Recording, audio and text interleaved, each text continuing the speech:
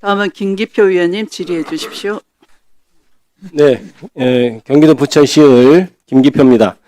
이원범 대전고등법원장님, 예. 수고 많으십니다. JMS 사건이 지금 대전고등법원에 있어요. 네. 그 성폭행 사건인데 피해자가 2021년 9월에 마지막 성폭행 현장을 직접 녹음해서 수사관에 제출했고, 1심 재판에서는 정명석 스스로가 본인의 목소리가 맞다고 인정을 했던 사건입니다. 그게 실제 1심 재판의 핵심 증거로 채택이 됐고요. 이 내용 혹시 파악하고 오셨나요? 사법행정의 범위 내에서 파악하고 오셨나요? 네네. 일부 파악했습니다. 좋습니다. 1심 재판부는 피해자 보호를 위해서 녹음 파일의 등사를 불허했어요. 녹음 파일을 등사해달라고 하니까.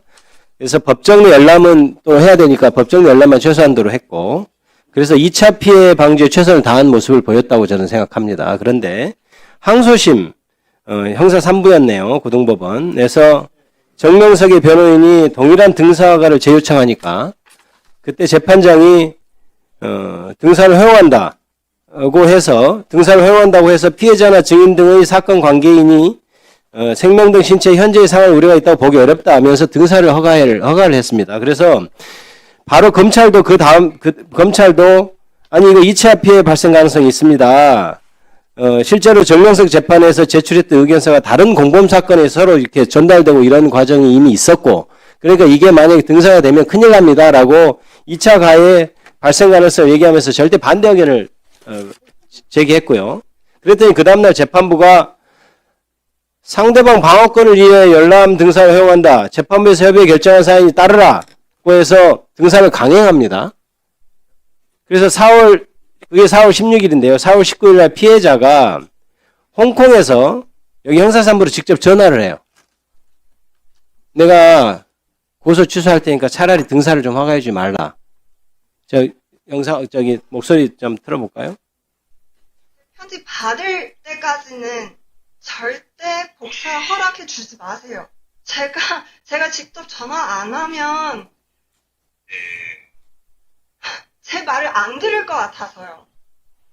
제가 얼마나 더 기다려야 되고 얼마나 더 참아야 되는 거예요, 혹시? 다른 별의말씀은 없고요. 만약에 정말 그렇게 허락하면 제가 고소 취소할게요. 저 더 이상 안 할래요. 너무 힘들어요. 저도 제 삶을 살아야 되거든요. 자, 그래서 피해자 측 변호인도 진정선 어겨서 3차례나 제출해서 이거 철회해달라고 했어요. 이게 참 어이가 없는 것이, 그리고 또 검사가 이거에 대해서 항고도 제기하고 그래서 극구 말리는 그런 노력들을 많이 하는데 결국 재판부가 정명석 변호인한테 해당 녹음 파일 등사를 해줍니다. 그래서 또 사설 감정기관 3곳에도 녹음 파일 감정을 허가를 해줬어요. 이게 이미 1심 과정에서 국가수 대검의 감정 결과 편집 조작 흔적이 없음으로 확인된 파일이었어요. 그런데 사감정을 허가를 해주고, 그런데 이후 어떻게 됐냐? 등사 직후에 정명석 변호인이 JMS 신도들 사무실을 다 불러가지고 녹음 파일 들려주면서 이게 제3자 유출이 시작됩니다. 이런 일이 벌어졌는데, 그래서 지금 피해자는 어떤 일이 벌어지고 있냐? 허위 고소자라는 낙인과 함께 심각한 지금 정신적 피해를 입고 있는 사안이에요. 보십시오. 우리 법원장님. 이게 지금 열람만으로는 부족한가요? 자, 재판에서 좋습니다. 피고인이 부인하고 억울해한다고 칩시다. 그러면 이게 꼭 등사를 해줘야 그 억울함이 풀리는 사안입니까? 답변해 보십시오. 제가 파악하기로는 그 녹음 파일 자체에 대해서 아마 항소하면서 항소 이유로 삼았던 것 같습니다. 그 녹음 파일의 증거 능력을 주된 항소유로 삼고 그 항소인 측에서 주장한 바가 있어서 아마 항소유에 대한 심리가 필요한 상황에서 녹음 파일의 그 원본 동일성, 무결성 등의 쟁점을 피고인의 방어권의 차원에서 아마 허가해 준 걸로. 그거는 제가 묻는 답변에 대한 답이 아닌 것 같습니다. 그것에 대해 논란이 될 수 있죠. 당연히 피고인 쪽에서 자기들이 억울하다고 하면 증거 능력 다투고 별 짓을 다 할 겁니다. 그런데 그 의견을 들어주는 방식이 반드시 등사였어야 하느냐는 겁니다. 1심에서는 등사를 허용하지 않았습니다. 1심에서는 이것을 증거 능력 인정해서 다 문제 없다고까지 한 사안이에요. 굳이 그럴 필요 있었을까요? 답변해 보시죠. 예, 그럼 적절성에 대해서 그 절차의 당부에 대해서 제가 구체적으로 답변을 드리는 거는 사법행정을 담당자로서는 좀 적절치 못한 측면이 있어서 양해를 구하고, 말씀하신 바와 같은 그와 같은 녹음 파일의 복사로 인한 제2차 피해의 어떤 그런 부분에 대해서는 이번 사건을 계기로 그 가이드라인이나 그 밖의 사항에 대해서 아마 실무 연구회 등을 통해서 다시 한번 살펴보는 게 좋겠다는 생각은 하고 있습니다. 네. 네, 수고하셨습니다. 지금 방금 대전고등법원장님 답변이시죠? 예. 그게 왜 연구가 필요합니까?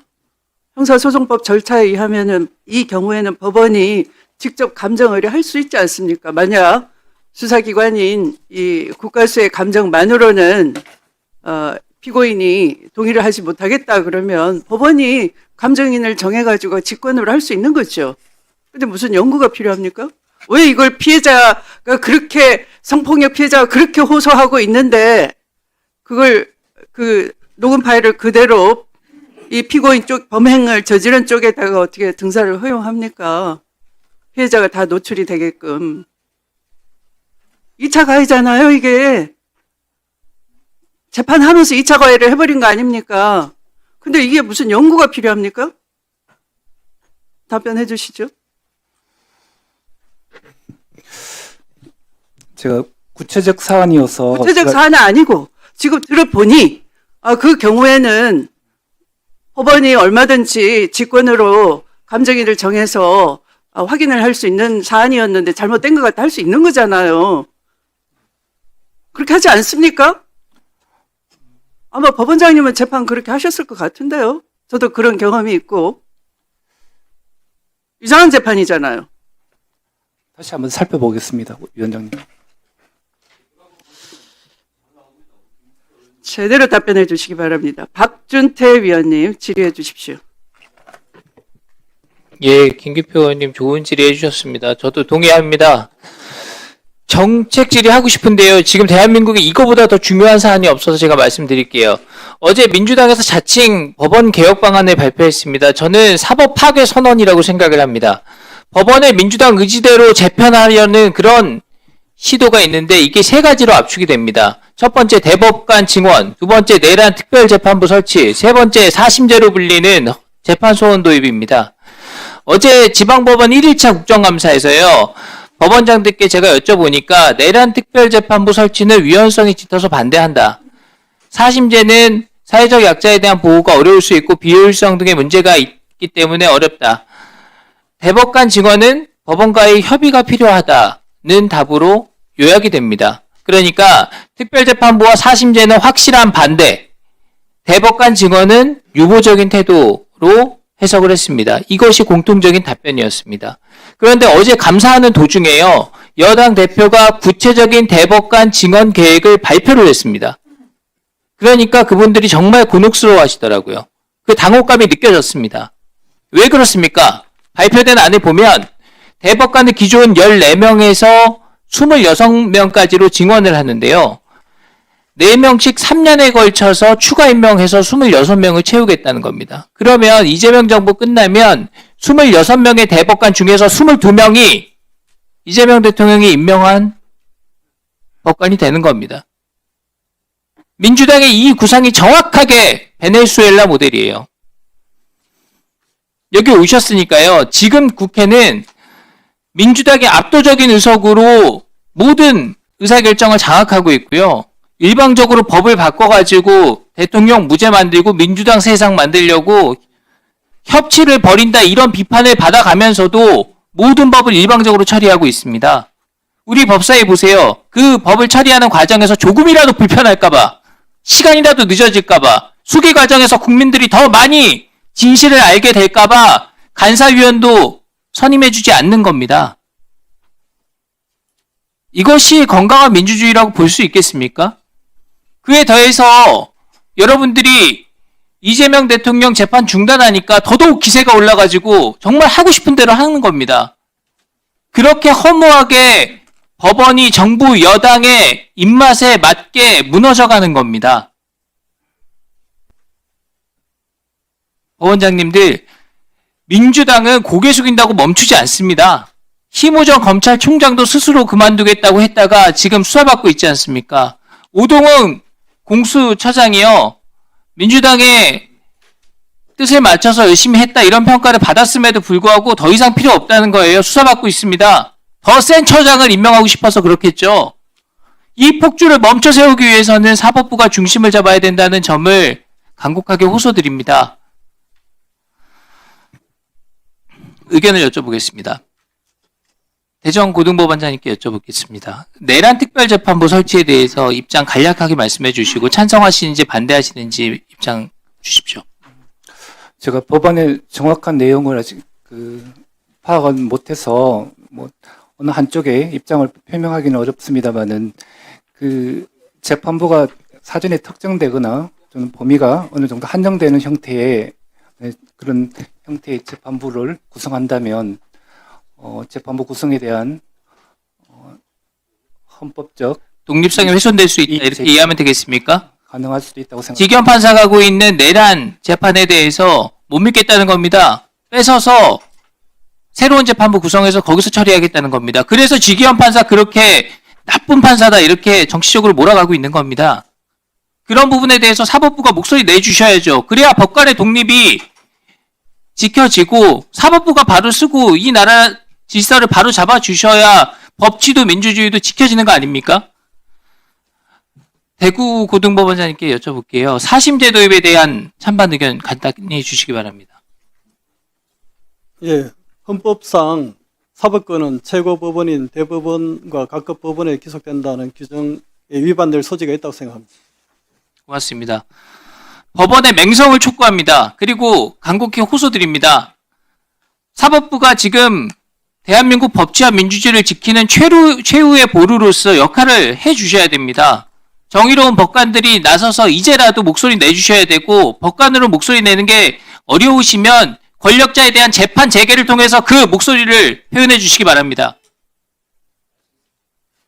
네, 수고하셨습니다. 다음은 이성윤 의원님 질의해 주십시오. 예, 전주울 출신 이성윤입니다. 대전고등법원장님,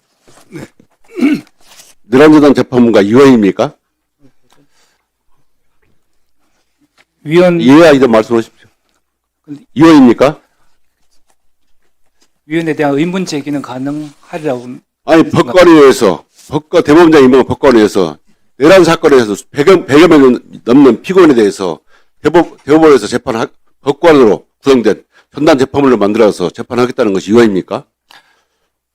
전담 재판부의 구성 내용에 따라서 자, 저는 대구고등법원장님, 방금 웃으시면서 답변하셨는데, 제 재판소 내용 알고 계세요? 법안 보셨습니까?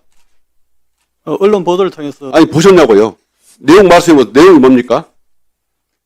확정 판결에 대해서 30일 아니, 내에 구체적으로 말씀해 어떤 것을 재판소로 대상이 되고 있습니까? 헌법과 법률에 위반된 판결에 대해서 아니, 그 내용 보셨냐고요?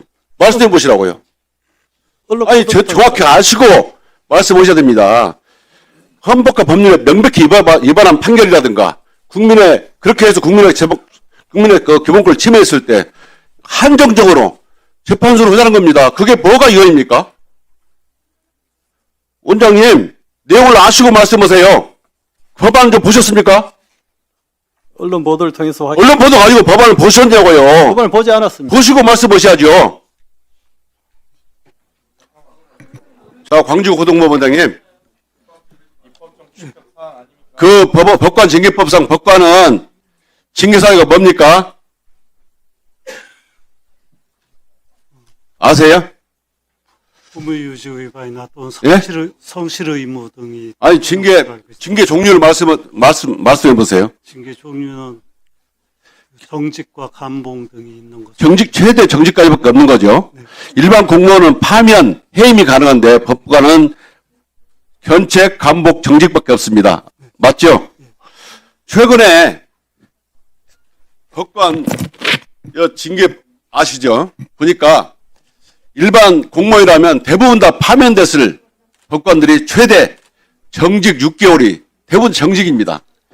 이게 법관징계법이 법관의 성역을 만들었습니다. 그러다 보니까 지기현 판사는 술을 마셔도 대법원 윤리감사관실은 지기현 판사 얘기만 듣고 혐의 없다 하고 거기에 대해서 공수처가 영장을 청구하니까 공수처 영장은 또 기각합니다. 그래서 법원이 성역이라는 얘기를 듣고 국민들로부터 점점 멀어지는 겁니다. 자, 전주지방법원장님. 정원대도 서주시죠. 아까 보셨다시피 최근 5년간 성비, 음주운전, 징계 사건 보셨지만 최근에 그 성매매 사건으로 징계를 받은 이호 판사가 전주지방법을 근무하고 있죠. 성매매. 모르십니까? 예, 제가 전주지방법원에 이태희 판사 근무 안 합니까? 예, 있습니다.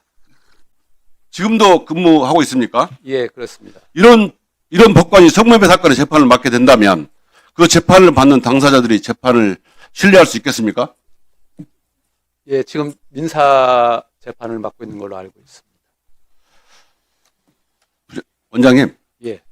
또 공수처의 뇌물수수 혐의로 고발된 전주지방법 김모 판사가 지금 압수수색까지 받은 적 있죠? 예, 알고 있습니다. 370만 원 정도의 금품을 받았다는데 지금 현재 재판하고 있습니까? 예, 지금 재판 담당하고 있습니다. 이 판사가 법관이 재판하고 있다면 관련 피고인들이 제대로 그 재판을 신뢰할까요? 예, 아직 지금 수사 중에 있고요. 그 혐의가 아직 밝혀지지 않고 있고, 그다음에 본인은 지금 완강하게 불구하고 있는 상태에서 지금 당장 저희가 조치를 취할 정도는 아니어서 지금 그대로 재판을 맡고 있습니다. 예, 제주지방법원장님. 제주지법 판사 3명이 낮술하고 행패를 부르다가 경찰이 출동하는 일이 벌어졌습니다. 더군다나 이 판사들은 룸사롱 접대를 받고 사법거래 했다는 의혹까지 받고 있어요. 그런데 이 판사가 방청인들에게 한 폭언이 전 국민적인 분노를 샀습니다. 이 시간부터 방청인들은 어떤 소리도 하지 마라. 움직이지 마라. 한탄도 하지 마라. 방해도 하지 마라. 한숨도 쓰지 마라. 오직 눈으로 봐라. 이거를 어길 경우에 바로 이 자리에서 구속시키겠다.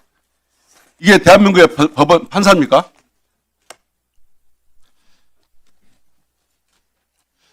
이러니까 법원이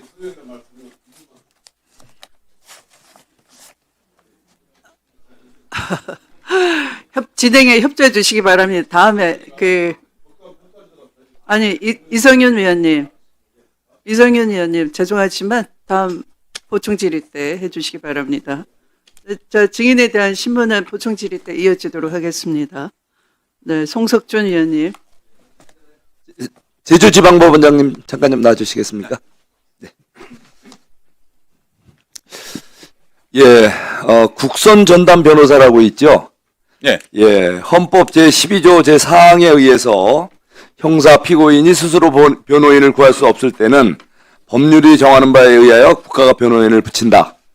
예, 우리 사회에는 변호사를 선임할 정도의 그런 경제력도 없고 여러 가지 능력 없는 약자들이 많습니다. 이런 분들이 억울한 일을 당할 때 또 재판을 받아야 될 그런 불가피한 상황이 생겼을 때 이런 분들의 조력을 위해서 우리가 국선 전담 변호사를 두는데 국선 변호인이 있고 국선 전담 변호사가 따로 있죠. 네. 그런데 전국에 보니까 국선 전담 변호사가 굉장히 중요한 역할을 하는데 이거 전업을 하는 분이고 이분들은 고정급을 받죠. 예, 그렇습니다. 예, 그런데 이분들 지원율을 보니까 전국에 우리 지역별로 국선 전담 변호사 지원율을 보니까 제주도가 꼴찌예요. 예, 예를 들면 부산은 4.7대 1의 경쟁률을 보이는데 제주도는 1대 1로 거의 꼴찌 수준인데 왜 이런 현상이 벌어진 겁니까? 제주도가 이제 워낙 격오지다 보니까 예. 기존에 이제 그런 급여 체계라든가 이런 부분에 있어서는 좀 메리트가 많이 떨어지는 것은 사실인 것 같습니다. 예, 그렇다고 이렇게 방치하면 안 되잖아요.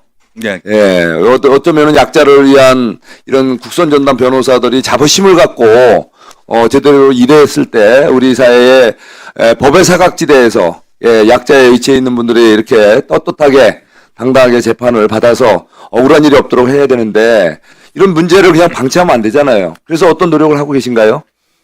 그렇죠.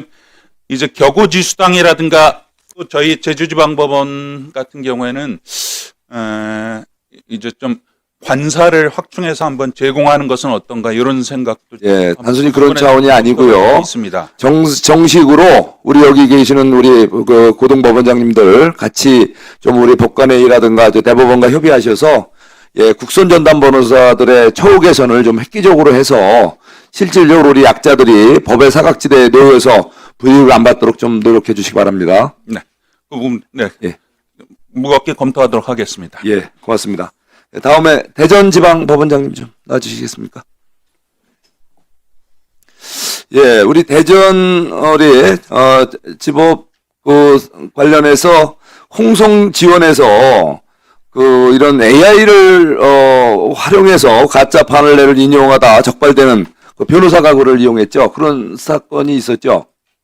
제가 구체적으로 파악은 못하고 있습니다. 못했습니까? 그런 사례가 빈번하다고. 예, 이게 지금 홍성 소재 형사재판부에서 저 홍성지법에서 있었던 일인데요. 이거 말고도 또 다른 지역 경찰이 아동학대 고소 사건에서 AI가 만든 가짜 판례로 이렇게 불송치 결정서를 만들었단 말이에요.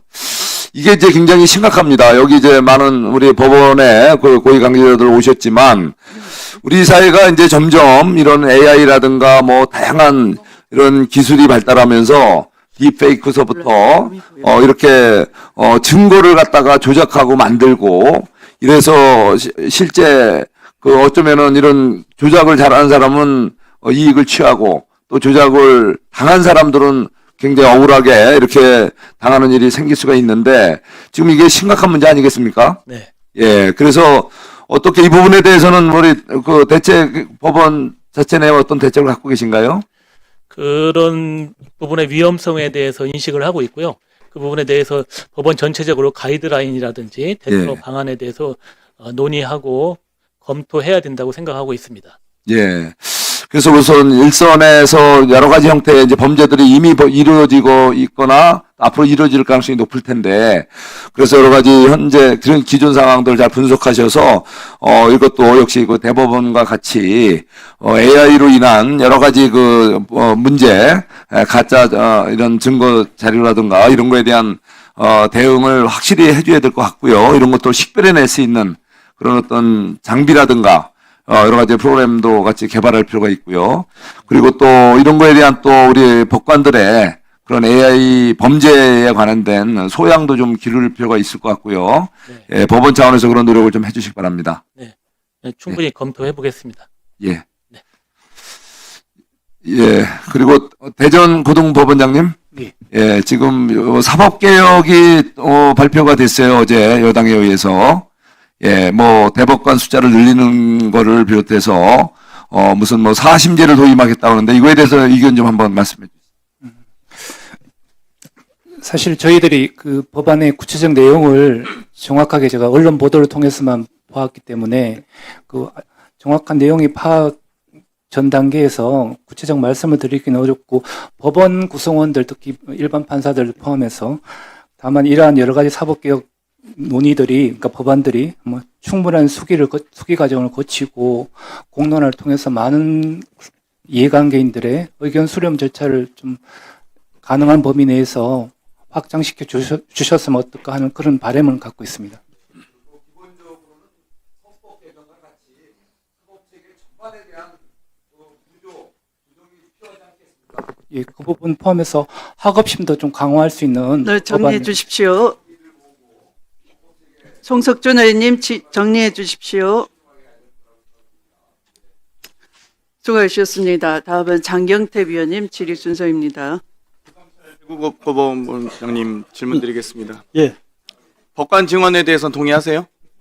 예, 동의합니다. 예. 보통 법원행정처에서도 저희가 법안 소위를 하다 보면 이 입법정책적 사안이다라고 합니다. 그런데 저희가 구체적 재판에 대해서 관여하지 않듯 입법권에 대해서 말씀하실 때는 상당히 좀 저는 신중해 하셔야 된다고 생각하는데 동의하십니까? 예, 잘하겠습니다. 예.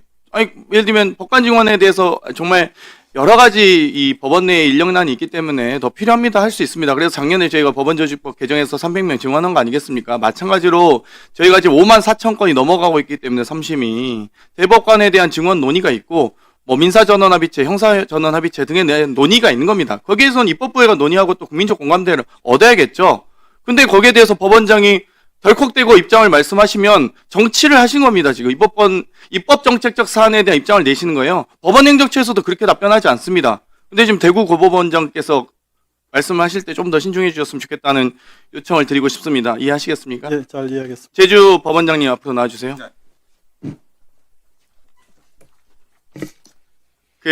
오창원 부장판사, 저희가 위원장께서도 증인 신청을 하셨는데요. 이 세 분이 상당히 여러 가지 사건이 있습니다. 알고 계시죠? 여경훈 판사 등과 오창훈 판사,